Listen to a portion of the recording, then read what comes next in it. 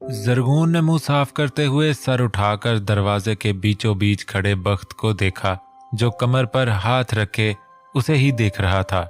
जरगून के देखने पर वो होंठ भींचता हुआ कमरे में चला गया। जरगून के चेहरे पर एकदम से तकलीफ छाई थी। फातिमा ने हैरत से उन्हें देखा। जरगून भाभी, अगर कोई मसला चल रहा है आप दोनों में तो प्लीज इसे सॉल्व कर लें। मैं काफी दिनों से देख रही हूँ आप और भाई एक दूसरे से बिल्कुल भी बात नहीं करते, ऐसा क्यों है? फातिमा ने उसे सोफे पर बिठाते हुए परेशानी से पूछा। तुम्हारे भाई मेरी एक बेवकूफ़ी की वजह से मुझसे नाराज हैं। मैं भी नहीं मना रही। मैं चाहती हूँ वो मेरे पास आए, मेरे पास बैठे, मेरा हाथ थामे और कहें, जरगून क्या तुम्हें मेरा साथ दिलो जान से कबूल है? वो किसी जादुई लम्हे में खोई हुई बोल रही थी। फातिमा टिकटिकी बांधे इस दीवानी लड़की को देखती जा रही थी। और मैं कहूँ, इस दुनिया में और इस अब्दी दुनिया में आपकी जरगून को आपका साथ दिलो जान से कबूल है। वो धीमी मुस्कान से बोली, जिस पर फातिमा ने रश्क से सीढ़ियों पर खड़े अपने भाई को देखा, जो फातिमा के देखने पर बाहर निकल गया था। स्लीव्स कोहनियों तक मोड़ता हुआ वो एक नजर उसे देखता बाहर निकल गया था। जरगून का दिल धड़क उठा था उसे देखकर। बात सुनो, कहीं इन्होंने मेरी बातें तो नहीं सुन ली? जरगून ने धड़कते दिल पर हाथ रखकर फातिमा से पूछा, जिस पर फातिमा ने सर नफी में हिलाया था। जरगून ने गहरी सांस खारिज करते हुए सोफे की बैक से सर अटकाया। दिल फिर से उदास हो चुका था। वो उसके हिसार में सोना चाहती थी। उससे ढेरों बातें करके उसकी नाक में दम कर देना चाहती थी, लेकिन वो तो उसे देखता तक नहीं था। अस्सलाम वालेकुम आपी। हनान की भारी आवाज पर वो आंखें खोलती हुई मुस्कुरा कर अपने भाई की तरफ मतवज्जा हुई, जबकि फातिमा ने खींचकर दुपट्टा अपनी पेशानी पर दुरुस्त किया था। हनान मुस्कुरा दिया अपनी बीवी की एहतियात पर। कैसी हैं आप? और भाई कहाँ गए हैं? वो फातिमा के साथ बैठता हुआ जरगून से बोला। फातिमा का दिल धड़का था।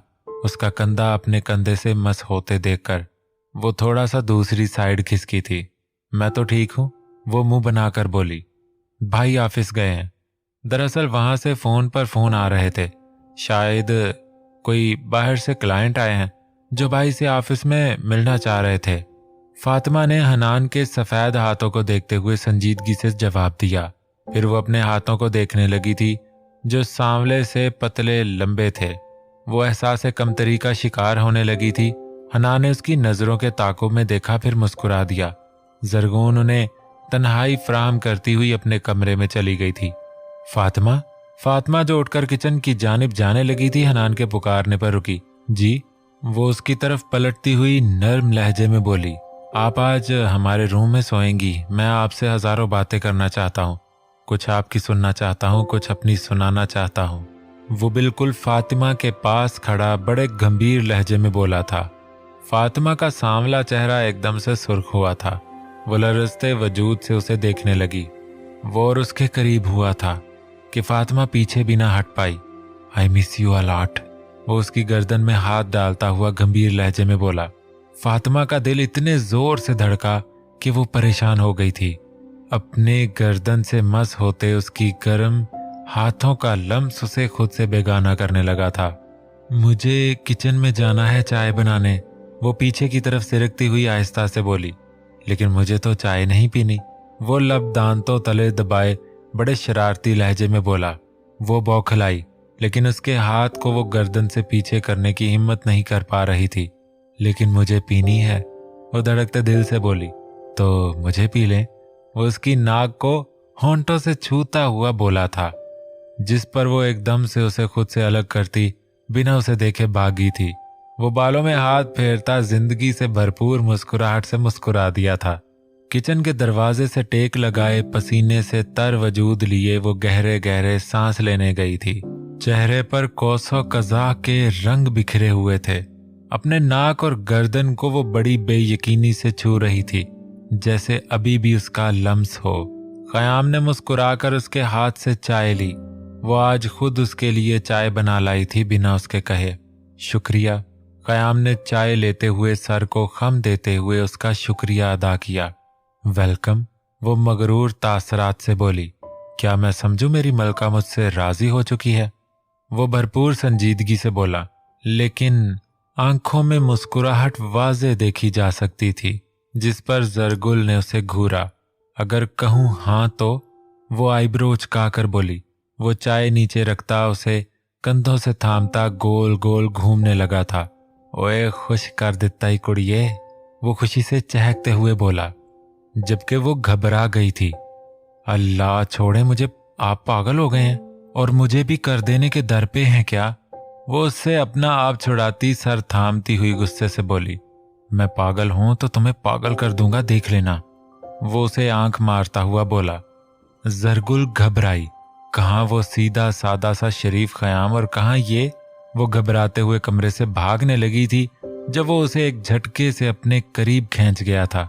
क्या हुआ, मेरी मोहब्बत से हार गई? वो उसकी कमर जकड़ते हुए शरारत से बोला, आपने कुछ पी तो नहीं लिया? वो परेशानी से बोली। क्या मतलब? वो उसके झुमकों को छूते हुए बोला, भांग या कोई नशावर चीज। वो घबरा कर बोली, हाँ, हराम चीजों को मैं मुंह नहीं लगाता। जाने मन, तुम बस बता दो रुखसती कब होगी हमारी? ख़याम ने शरारत से जोमानी अंदाज में पूछा। मुझे क्या पता, और आपकी हरकतें देखकर लग रहा है कभी नहीं होगी, वो गुस्से से बोली। यार तुम्हें बड़ा पता होता है ना इन चीजों का, फलां की रुखसती फलां की मंगनी है इसलिए पूछ लिया। और मैं अम्मी से बात कर चुका हूँ रुखसती की, वो भी इसी महीने की कोई डेट वगैरह पर होगी। वो उसकी लटों को उसके कान के पीछे करता हुआ मुस्कुराकर बोला। क्या? वो शौक से उससे अपना आप छुड़ाती हुई चिल्लाई। हाँ बिल्कुल। वो दोनों हाथ पॉकेट्स में डालता हुआ मजाहिया अंदाज में बोला। उफ, आपकी हरकतें देखकर मैं इस रुखसती के लिए बिल्कुल भी राजी नहीं हूं। वो उसके कमरे से भागती हुई बोली, जबकि वो खिलकर हंस दिया। शुक्र है इसकी जिंदगी में आ चुकी थी। जरगून तुम्हारा बहुत शुक्रिया। वो जरगून का शुक्रिया करता ठंडी हो चुकी चाय का कप उठा गया था। वक्त मेरा भाई छोड़ दो तो तुम्हारे लिए बेहतर होगा, वरना। फोन में से आती आवाज उसे मुस्कुराने पर मजबूर कर गई थी। शहबाज राइस को लगता है बहुत तकलीफ हो रही है। वो कुर्सी से सर अटकाता पेपर वेट घुमाता हुआ संजीदगी से बोला, मैं कह रहा हूं मेरे भाई को छोड़ दो, वरना छोड़ूंगा नहीं तुम्हें और ना तुम्हारी फैमिली को। वो चिल्लाया। एक लूमड़ी भला मेरी फैमिली का क्या बिगाड़ सकती है? ढूंढ लो अपने भाई को और जो चीज चाहता है कर लो, लेकिन तुम्हें तुम्हारा भाई नहीं मिलेगा। और हाँ, गलती से भी मेरे सामने मत आना। वो संजीदगी से बोला। मैं पुलिस मीडिया तक जाऊंगा, शहबाज राइस चिल्लाया। जहां दिल करता है जाओ मेरी बला से। बख्त ने कहते ही फोन बंद करके टेबल पर पटक दिया। कोई नॉक करता हुआ उसके कैबिन में आया था। वो अहमद था। बख्त मुस्कुराया। आओ अहमद बैठो। वो संजीदगी से कुर्सी की जानिब इशारा करता हुआ बोला, कैसे हैं आप? अहमद ने उसे देखते हुए एहतराम से पूछा। तुम्हारी दुआओं से बेहतर हूं, क्या लोगे, चाय कॉफी या कोल्ड ड्रिंक? वो इंटरकॉम उठाता हुआ बोला, कॉफी। अहमद ने कहते ही सर झुकाया। तुम्हारे भाई को बता चुका हूं कि मैंने तुम्हें किडनैप करवाया था। अब क्या मसला है? जहां तक मैं जानता हूं तुम्हें मेरी बहन में कोई खास दिलचस्पी नहीं थी। वो उसके चेहरे का बागौर जायजा लेते हुए बोला, आपने बिलाल भाई से कहा था, तभी तो उन्होंने मुझे घर घुसने दिया था। और वो लेटर भी तो आपने जबरदस्ती लिखवाया था। अहमद ने हल्की मुस्कान से कहा, जिस पर बख्त मुस्कुरा दिया। बात क्या है? भाई, मुझे एक लड़की पसंद आ गई है, लेकिन भाई नहीं मान रहे, वो आपसे नाराज हैं। अहमद ने सर झुकाए ही बात की शुरुआत की। आई नो, तुम्हारी दिलचस्पी मेरी कजन माला में है और बिलाल ने इनकार कर दिया होगा क्योंकि वो मुझसे नाराज है और वो अब हमारे खानदान में रिश्तेदारी नहीं करना चाहता। I am right? वो पेपर वेट घुमाता हुआ आईब्रो उचकाकर अहमद से तस्दीक चाह रहा था, जिस पर अहमद ने हैरत से उसे देखा। वो मुस्कुराया था उसकी हैरत पर। अहमद, उसमें हैरान होने की कोई बात नहीं। मैं अपने से जुड़े हर रिश्ते की खबर रखता हूँ, फिक्र मत करो। मैं बिलाल को मना लूंगा और तुम्हारी बात माला से तय करवा कर ही जान छोड़ूंगा, डोंट वरी। उसने उसे कॉफी उठाने का इशारा करते हुए कहा। अहमद एकदम से चेयर से खड़ा होता उससे लिपट गया था। थैंक्स भाई। वो उसके गले में बाहें डालते हुए बोला, वेलकम। अब काफी पियो, मुझे अच्छा लगेगा। बख्त ने शफकत से कहा, जिस पर वो सर हिलाता हुआ फिर से अपनी चेयर पर बैठता कॉफी का कप उठा गया था। बेड पर बैठी हाथ घुटनों के गिर्द लपेटे, आंखों में ढेरों नमी लिए वो दीवार पर नजरें जमाई बैठी थी। ध्यान के सारे पंछी इस जालिम शख्स के इर्द गिर्द घूम रहे थे जो इससे ज्यादा दूर नहीं था, लेकिन दूर तो था ना। आपने मेरा यकीन नहीं किया। आपने मुझे कैसे खुद से दूर कर दिया। बहुत बुरे हैं आप, बहुत बुरे हैं आप। घुटने पर सर रखे रोते हुए वो उस शख्स से शिकवा कर रही थी जो कुछ ही महीनों में उसकी पूरी जिंदगी बन बैठा था। ये रोना इसलिए था कि वो कल से स्टडी रूम में सो रहा था। अजलान बख्त लाशारी। गाड़ी के अंदर बैठता वो अपने नाम के पुकारे जाने पर रुका था। मगरूर तासरात लिए वो लापरवाही से पलटा था। जब सामने खड़े शख्स को देखकर वो उसकी तरफ नफरत और गुस्से से बढ़ा था। तुम्हारी ये जुर्रत, तुम मेरे सामने आओ। उसका गिरेबान एक झटके से पकड़ता वो बुलंद आवाज में चीखा था। अजलान बख्त मेरी बात। अजलान बख्त के थप्पड़ के बायस उसकी बात अधूरी रह गई थी। बगैरत इंसान, मेरा नाम अपनी इस गंदी जुबान से लिया तो जुबान काट दूंगा। मुक्के पर मुक्का शहबाज रईस पर बरसाता वो कोई वहशी ही लग रहा था। बख्त छोड़ो इसे, मर जाएगा वो। खयाम ने सुरत से उसे थामते हुए समझाना चाहा। ऐसे गंदे इंसानों का मर जाना ही बेहतर है। बीच में मत आओ, आज मैं इसे जान से मार दूंगा। इसकी हिम्मत कैसे हुई थी मेरी बीवी के लिए ऐसी गंदी बात कहने की। अजलान बख्त उसे मारते हुए नफरत से चिल्लाया। नीचे गिरा शहबाज अब बेहोश हो चुका था। इर्द गिर्द एक भीड़ सी जमा हो गई थी, लेकिन अजलान बख्त को कौन रोकता। उन सब को अपनी जिंदगियां प्यारी थीं। खयाम ने जबरदस्ती उसे गाड़ी में बिठाया था और ड्राइवर को गाड़ी निकालने का इशारा किया। खयाम जल्दी से खुद इस जख्मी वजूद की तरफ जल्दी से बढ़ा। अजलान बख्त गिरेबान के बटन खोलता गहरे गहरे सांस लेता सीना मसलने लगा था। सुर्खो सफेद चेहरा पसीने से तर हो चुका था। होंठ भींचे वो सीने में होते दर्द को बर्दाश्त कर रहा था। साहिब, आपके डॉक्टर के पास ले चलो। दीनू काका ने उसकी तरफ पलटते हुए परेशानी से पूछा। नहीं, घर चलें। बाहर की तरफ देखते हुए उसने स्पॉट से अंदाज में कहा, जिस पर दीनू काका तासुफ से अपने साहिब को देखकर रह गए। उसकी बीवी परेशान थी, वो कैसे अपने दिल का इलाज करवा सकता था। उसके दिल का इलाज तो उसकी बीवी जरगून आजम थी ना। वो सर झटकाता हुआ फोन निकाल चुका था। हेलो, अजलान बख्त स्पीकिंग। शहबाज रईस के भाई को छोड़ दो, इतनी सजा इस इंसान के लिए काफी है। उसने अपने आदमी को संजीदगी से कहते हुए फोन बंद कर दिया था। उसकी बीवी परेशान थी। हाँ, वो बहुत गुस्सा था उस पर, लेकिन वो हॉस्पिटल वाले दिन जब उसकी उंगली को होंठों से लगाती हुई रोई थी तो वो नॉर्मल हो गया था। उससे बात ना करना, ना उसे देखना, वो बस अपनी बीवी की बर्दाश्त देखना चाह रहा था। लेकिन अब नहीं, वो समझ चुका था कि उसकी बीवी अब अकेली नहीं, इसलिए वो आज उसे बहुत सारा प्यार करना चाहता था, जिससे उसकी दिल के दर्द को आराम आ जाता। रात के 8 बज रहे थे जब उसकी गाड़ी बख्त मेंशन की पार्किंग में रुकी थी। गाड़ी से शान से निकलता वो मजबूत कदमों से अपने घर की जानिब बढ़ा था। हाँ, वो घर जो उसे कभी काट खाने को दौड़ता था, आज वो घर उसके लिए बाइसे सुकून था। उसकी बीवी थी, बेटी और उसकी बहन। अब तो शायद कोई और भी था जो उनकी फैमिली को कंप्लीट करने आने वाला था। वो हॉल की दहलीज पर रुक गया। कोट को दूसरे बाजू पर मुंतकिल करता वो मुस्कुरा दिया, क्योंकि उसकी बीवी ऑरेंज सूट पहने, बालों को कंधों पर बिखराए, आगा जी के कंधे पर सर रखे रोते हुए वो यकीनन उसकी शिकायतें कर रही थी। आगा जी के चेहरे पर आज गुस्सा था। फातिमा सिंगल सोफे पर बैठी, गाल पर हाथ रखे फिक्रमंदी से अपनी भाभी को देख रही थी। अस्सलाम वालेकुम।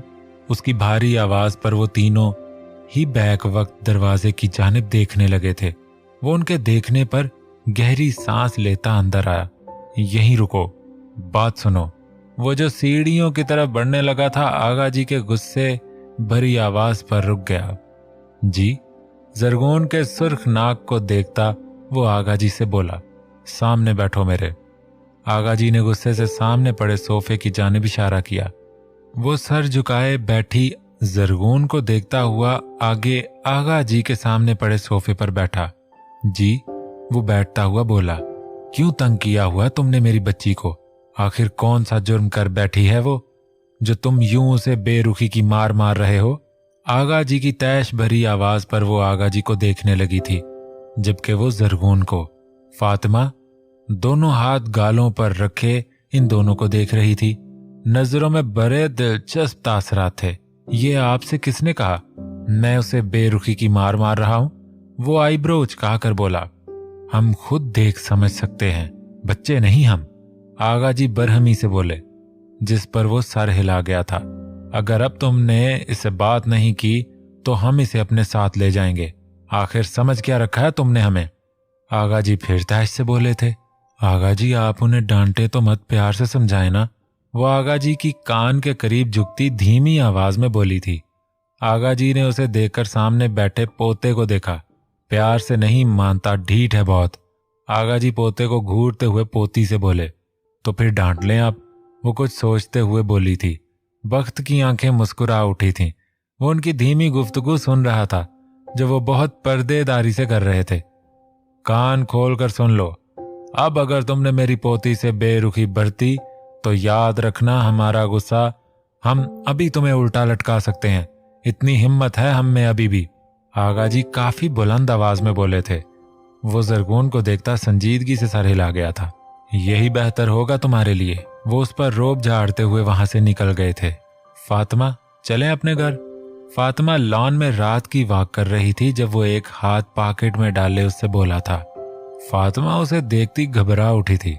मैं हाँ, अभी रात के बर्तन धोने हैं, फिर भाई के लिए बादामों वाला स्पेशल दूध बनाना है, जरगून भाभी के लिए चाय, फिर किचन साफ। वो न जाने के लिए बहाने पर बहाना बना रही थी जब वो सूरज से उसके होंठों पर अपनी उंगली रख गया था, जिस पर फातिमा नीम व होंठों से हैरत से उसे तकने लगी थी। होंठ लरजने लगे थे। ये सारे काम अक्सा कर लेगी। मैं चाहता हूं आज आप सिर्फ और सिर्फ मेरे काम करें। वो जो मानी लहजे में कहता फातिमा को परेशान कर गया था। मैं आपके सुबह कर दूंगी, वो जल्दी से बोली। हाँ, मुझे तो अभी करवाने हैं, वो मुस्कुराते लहजे में बोला। कौन से काम? वो बेचारगी से पूछने लगी थी। ये मैं रूम में जाकर आपको बताऊंगा, वो उसका हाथ अपने हाथ पर रखता हुआ गंभीर लहजे में बोला। वो हाथ को देखती हुई उसे देखने लगी। आप? वो कुछ कहने लगी थी जब वो फिर से उसके होंठों पर उंगली रख गया था। चलें अपने रूम में, वो उसकी कलाई थामता हुआ बोला। वो बेचारगी से सर झुकाए ही सर हिला गई थी। वो खिलकर मुस्कुरा दिया था। वो उसकी मुस्कुराहट को चौंक कर देखती हुई उसके साथ चलने लगी। ऊपर अपने कमरे की खिड़की से माला उन्हें देखती मुस्कुरा दी थी। वो दोनों तो बने ही एक दूसरे के लिए थे। वो सोच कर रह गई, लेकिन उनकी खुशियों के लिए वो दिल से दुआ गो थी। पहले पहले उसके दिल में फातिमा के लिए बदगुमानी आई थी, जो अब कहीं नहीं थी कि फातिमा ने कौन सा हनान को उससे छीना था। वो तो था ही उसका। वो उसके सोने का यकीन करती बाहर बालकनी में चली आई। ठंडी ठंडी हवा, पूरे चांद की रात, कहीं कहीं बादल के टुकड़े, बहुत प्यारा सा समा था। वो बाउंड्री पर हाथ रखती ताजा हवा को अंदर खींच रही थी। फिर वो चौंकी। उसके साथ कोई और भी आ खड़ा हुआ था। वो कानी नजर से उसे देखती धक से रह गई थी। शर्ट के बगैर उसका कसरती जिस्म बहुत नुमाया हो रहा था। जरगून? उसके गंभीरता अंदाज ने जरगून को पागल कर दिया था। आप तो मुझसे नाराज हैं, वो खफगी से बोली थी। वो मुस्कुरा दिया। जरगून मेरी बात ध्यान से सुनना। एक ऐसा शख्स जिसने जिंदगी में 3 औरतों से धोखा खाया हो, वो कभी किसी और औरत पर यकीन कर सकता है? वो उसके सामने खड़ा उससे पूछ रहा था। वो मिकान की अंदाज में सरनफी में हिला गई थी। लेकिन मैंने किया, तुम पर यकीन किया। तुम्हारे वजूद ने मुझे रंगों से आशना किया। तुम्हारे वजूद ने मुझे हंसना सिखाया। तुम हो तो बख्त है जरगून। बख्त के धीमे लहजे पर वो धड़कते दिल से उसे सुन रही थी। तुम्हें देखकर मैं उन 3 औरतों का धोखा भूल गया था। मेरी माँ जो एक नामहरम की मोहब्बत में गिरफ्तार होकर मुझे छोड़ गई, मेरी पहली मनकूहा जो एक नामहरम की मोहब्बत के लिए मुझे छोड़ गई, मेरी दूसरी बीवी भी एक नामहरम की मोहब्बत में